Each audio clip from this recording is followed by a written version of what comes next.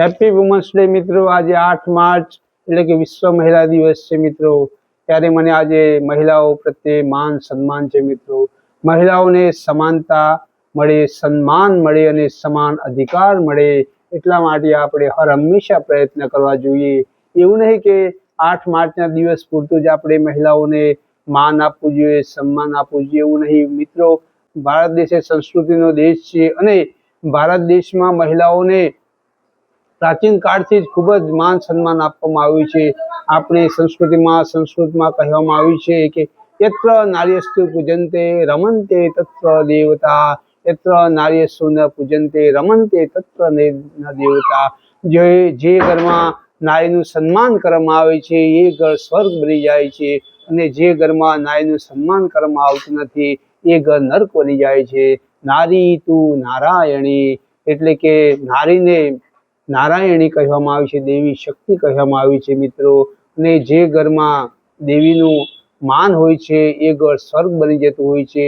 એટલે કે સાંપ્રત સમયમાં નારીએ દરેક ક્ષેત્રે હરણફાળ વિકાસ કરે છે મિત્રો। નાનામાં નાના કાર્યકર, આંગણવાડીના કાર્યકરથી લઈ અને ભારત દેશના રાષ્ટ્રપતિ પ્રથમ નાગરિક દ્રૌપદી મુર્મુ અત્યારે હાલ પ્રથમ નાગરિક તરીકે શોભા જ્યારે બજાવી રહ્યા છે ત્યારે આપણે પણ એક ગર્વની એક ક્ષણ છે અને આપણે પણ ગર્વ અનુભવીએ છીએ 2026માં। ત્યારે નારીએ મિત્રો રાજકારણમાં પણ હરણફાળ પ્રગતિ કરી છે, સામાજિક ક્ષેત્રે પણ હરણફાળ પ્રગતિ કરી છે, સેવા ક્ષેત્રે પણ, ડોક્ટરી ક્ષેત્રે, ટેકનોલોજી ક્ષેત્રે, સાયન્ટિફિક ક્ષેત્રે અને મિત્રો ડિફેન્સમાં હોય કે પછી સૈન્યમાં, કોઈ પણ ક્ષેત્રે નારીએ પૃથ્વીથી લઈ આકાશ સુધી એમને દરેકે દરેક ક્ષેત્રમાં જ્યારે એમને પ્રગતિ કરી છે ત્યારે એમને ઈચ્છા કોઈ પણ કાર્યમાં જ્યારે એમને આગળ વધવું હોય તો પુરુષ તરીકે આપણે એમને હર હંમેશા સપોર્ટ કરવો જોઈએ।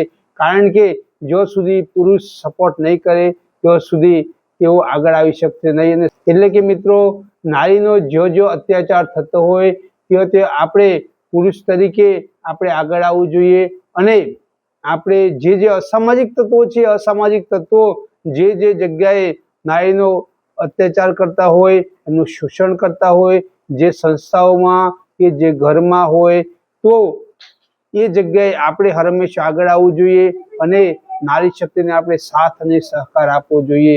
જો આપણે સાથ અને સહકાર આપીશું તો હંમેશા મિત્રો નારી શક્તિનો 100% વિકાસ થશે મિત્રો। ભારત દેશના બંધારણના ઘડવૈયા ડૉક્ટર બાબા સાહેબ આંબેડકરે પણ નારીનો વિકાસ થાય એ માટે બંધારણમાં જોગવાઈ કરી છે। એમને અલગ અનામત આપવામાં આવેલી છે 33% અને ઇન્ડિયન ગવર્મેન્ટે પણ એ રૂલ્સનો ફોલો કર્યો છે અને એ રૂલ્સને એક્સેપ્ટ કરી અને અત્યારે હાલ એમને અનામત આપવામાં આવે છે। એના કારણે નારી શક્તિએ પોતાની અંદર શું શક્તિ સમાયેલી છે આજે વિશ્વને તે બતાવી ચૂકે છે। તો સરપંચ તો હોય કે પછી કોઈ પણ રાજકારણમાં એ પોતે ઝંપલાવી શકે છે આજે અને એ પોતાનું નેતૃત્વ પૂરું પાડી શકે છે। એટલા માટે જો મિત્રો નારીએ ખૂબ જ પોતાની શક્તિનો પરચો બતાવેલો જ છે।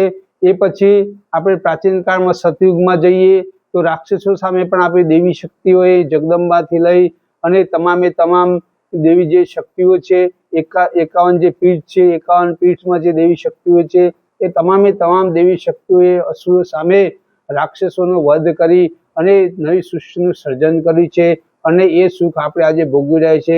કળિયુગમાં પણ નારી શક્તિએ આપણને મુગલો સામે યુદ્ધમાં હોય કે પછી અંગ્રેજો સામે યુદ્ધમાં હોય, રાણી લક્ષ્મીબાઈથી લઈ અને પછી અત્યારે મધર ટેરેસાએ જે સામાજિક જે સેવા પૂરી પાડી છે, ગુજરાતના જે મુખ્યમંત્રી આનંદીબેન પટેલ, જે અત્યારે હાલ જે રાષ્ટ્રપતિ છે દ્રૌપદી મુર્મુ અને ઘણી બધી જે નારીઓ છે એ સેવા ક્ષેત્રે, રાજકીય ક્ષેત્રે અત્યારે પોતે પોતાનો જે સમય ફાળવી અને દેશની જે સેવા કરી રહ્યા છે ખરેખર એ પણ એક આનંદનો વિષય છે। તો જો તક મળે તો નારી હંમેશા આગળ આવવું જોઈએ અને પુરુષે એમને સપોર્ટ કરવો જોઈએ। હા મિત્રો, શિવ શક્તિ જેટલું જ આ દુનિયામાં પુરુષનું મહત્વ છે એટલું જ મહત્વ સ્ત્રીનું મહત્વ છે। તો સમાનતાનો અધિકાર જો સુધી દરેકને નહીં મળે ત્યાં સુધી ભારત દેશ સંપૂર્ણ રીતે વિકાસ નહીં કરી શકે। ભારત દેશને જો સંપૂર્ણ રીતે વિકાસ કરવો હોય અને જો વિશ્વ ગુરુ ભારત દેશને જો બનવું હોય તો નારીને દરેકે દરેક ક્ષેત્રમાં હંમેશાથી આગળ વધે તે માટે પુરુષોએ સપોર્ટ કરવો જોઈએ। જો મિત્રો આ વિડીયો મારો જો તમને ગમે તો એકવાર લાઈક કરજો, સબસ્ક્રાઈબ કરજો અને શેર કરજો।